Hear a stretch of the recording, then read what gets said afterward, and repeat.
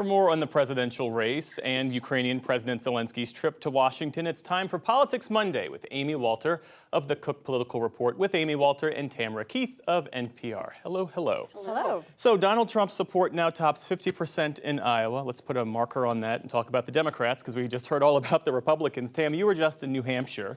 And Dean Phillips, with his long shot primary challenge, he's now saying that Joe Biden presents a threat to democracy. What's that all about? Well, the threat that he says Joe Biden presents is that Joe Biden could lose to Donald Trump. And he says that Trump is a uniquely dangerous figure in our history. So it's a secondary argument, or two steps removed kind of argument. Phillips is out there saying that basically Joe Biden's poll numbers aren't great, which is a true fact, and that somehow he is the solution. What he says is that in polling, Donald Trump versus a generic Democrat performs better. The generic Democrat performs better than Joe Biden. And Dean Phillips then says, you know, you can call me generic if you want to.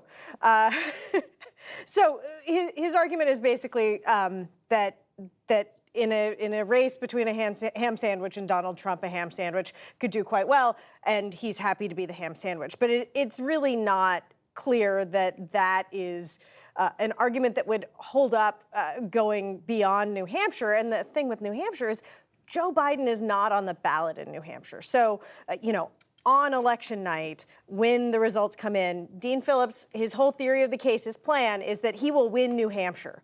But what is winning if the incumbent president isn't on the ballot? So I asked him that. What do you expect the headline to be? He said, wow. Okay. Well, meantime, President Biden is increasingly calling out Donald Trump by name. And I'm told by Democratic officials that we should expect more of that President Biden should not just target Donald Trump by name, but that he's also going to point to what he sees as extremist policies about, like, abortion, for instance, and what's happening in Texas. Look, if we're going to talk about the poll numbers, it is true that Joe Biden is in a world of hurt for an incumbent president going into a presidential year. Opinions about his handling of the presidency, very low, lower than even, I think, where Donald Trump was at this point going into 2020. Opinions about the economy, opinions about who'd do a better job on the economy. All those are terrible numbers for the incumbent. He can't afford this to be a race that right now is about him. It has to be about the stake, what's at stake if Donald Trump is elected. At the same time, I was just, before I got here, was looking through the new Wall Street Journal poll, which asked the question, were you better off? Did you think the policies of Trump or Biden made you better off? And for Trump, by a 12-point margin, people said they were better off with Trump policies.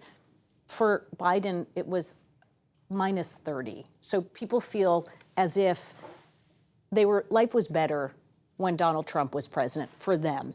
The challenge then for Biden and his campaign is to make the case, much like Nikki Haley did there, that actually things weren't that great. Remember the chaos when he was president? And also they're not going to be any better because, as you point out, on the issues like abortion, that wasn't on the ballot in 2020. It is now. January 6th hadn't happened when people were voting.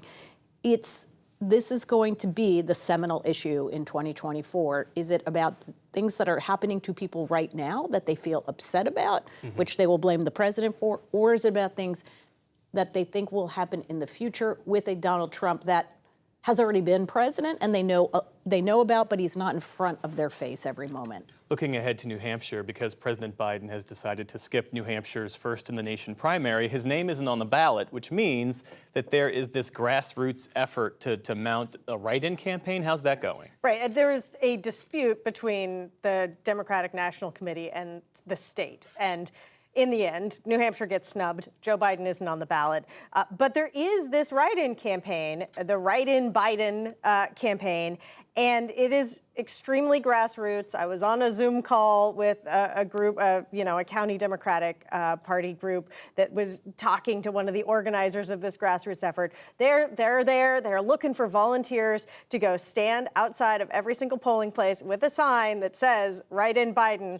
There are 21 candidates for the Democratic nomination in New Hampshire because New Hampshire is quirky and ballot access is pretty easy.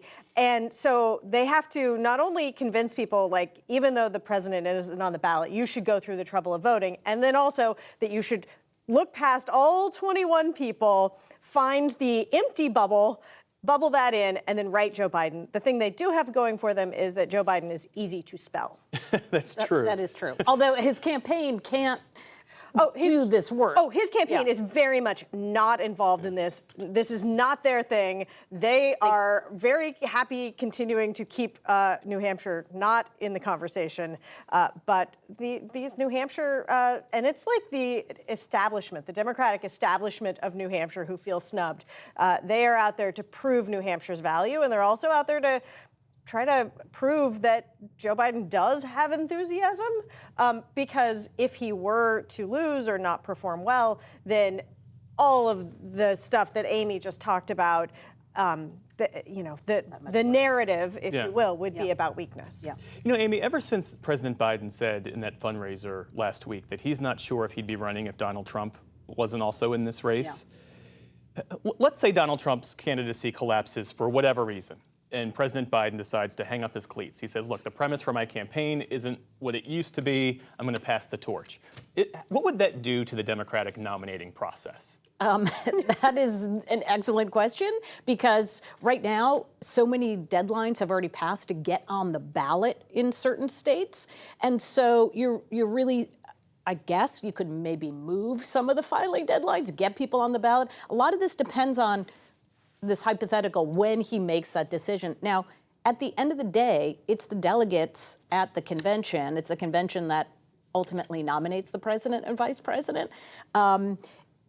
If that were to come down to that point. But I think we're getting to the place now where if you are the Democratic Party, you have this opportunity. New Hampshire is going to be a test case. The opportunity to say if you don't really want to see Biden on the ticket, which voters in polling, Democratic voters have been saying they'd like a different candidate, are they going to pick somebody they don't really know very well, don't know much about, to send a message? And if so, will that message be received by Joe Biden? New Hampshire has been notorious for taking incumbent presidents and embarrassing them.